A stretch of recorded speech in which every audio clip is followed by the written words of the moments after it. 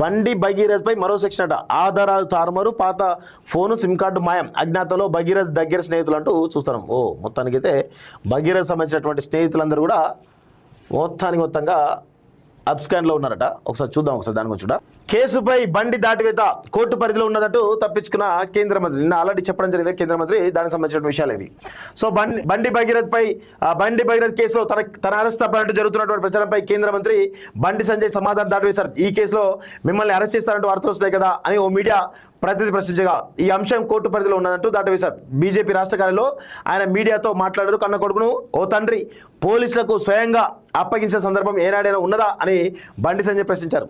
విషయం ఏంటంటే ప్రజల యొక్క ఒత్తిడికి తలొగ్గి మీరు అప్పగించని చెప్పి తప్ప మీకు మీరుగా నిజంగా మీరు నిజాయితీ గల నైతిక విలువలు గల నాయకుడు బండి సంజయ్ అని అనుకుని ఉంటే ఖచ్చితంగా 8వ తారీఖు నాడు కేసు అయింది కదా, ఇమీడియట్గా 9వ తారీఖున 10వ తారీఖున మీరు అప్పగించాల్సి ఉండే. లేకపోతే ప్రధానమంత్రి నరేంద్ర మోడీ పోయిన తర్వాత 11వ తారీఖున అరెస్ట్ చేయాల్సి ఉండే. కానీ 9 రోజులు 10 రోజుల పాటు తాత్సారం జరిగింది. దానికి కారణం నీ కొడుకును బెయిల్ ద్వారానో లేకపోతే అన్ని వ్యవస్థలు మేనేజ్ చేద్దామనో రకరకాల ప్రయత్నాలు చేసి మొత్తానికైతే ఈ యొక్క కేసు నిర్గార్చేయడం ప్రయత్నం జరిగింది.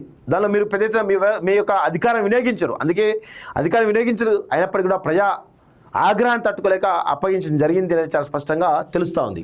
సో ఈ కేసులో బండి భగీరథపై మరో సెక్షన్ పోలీసులు అదనంగా నమోదు చేశారట. కీలక ఆధారాలు మాయం చేసేందుకు గాను తాజాగా 238 సెక్షన్ అదనంగా జోడించారు. డిజిటల్ ఆధారాలు తొలగించడంతో పాటు గతంలో వాడిన ఫోన్లు, సిమ్ కార్డులు, ఇతర ముఖ్య ఆధారాల నిందితులు బండి భగీరథ్ మాయం చేసినట్టు తెలిసింది. ఈ విషయాన్ని పోలీసులు తమ విచారణలో నిర్ధారించినట్టు సమాచారం. పథకం ప్రకారం కీలక ఆధారాలని రూపుమాపిన తర్వాతే పోలీసులకు లొంగిపోయారనే వాదనలు పోలీసు వర్గాలు వినిపిస్తున్నాయి. లైంగిక వేధింపుల ఆరోపణలతో బండి భగీరథపై కేసు నమోదైన తొలి రోజు నుంచి ఈ కేసులో ట్విస్టుల మీద ట్విస్టులు ఎదురవుతున్నాయి.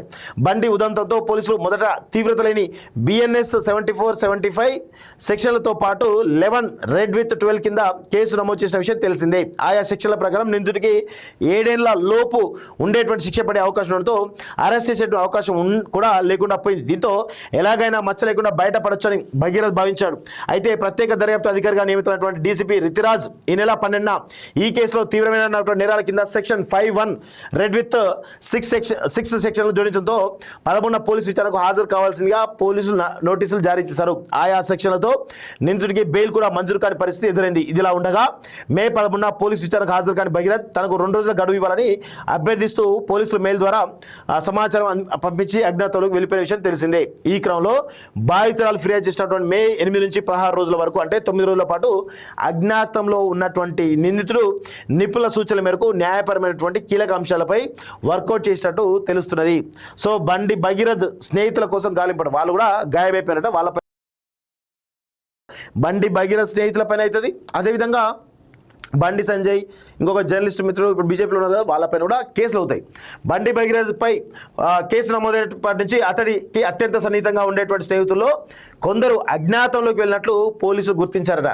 వారు దేశంలోనే ఉన్నారా లేక దేశం విడిచి బయటకు వెళ్ళారా అనే కోణంలో పోలీసులు ఆరా తీస్తున్నట్టు తెలిసింది. ఈ క్రమంలో వారి కోసం పోలీసు బృందాలు గాలింపు చర్యలు ముమ్మరం చేసినట్లు తెలుస్తుంది అంటూ చూస్తా ఉన్నాం. సో ఇదొక పరిస్థితి చాలా స్పష్టంగా కనబడుతోంది. సో వారు కూడా ఈ యొక్క క్రైమ్లో ఉన్నారు కాబట్టి మైనర్ ఫార్మ్ సంబంధించిన దానిలో వాళ్ళు కూడా ఉన్నారు, కీలకంగా ఉన్నారు కాబట్టి ఎవరైతే ఫ్రెండ్స్ ఉన్నారో కొంతమంది ఆల్రెడీ తప్పించుకొని పరారీలో ఉన్నట్టుగా చాలా స్పష్టంగా తెలుస్తోంది.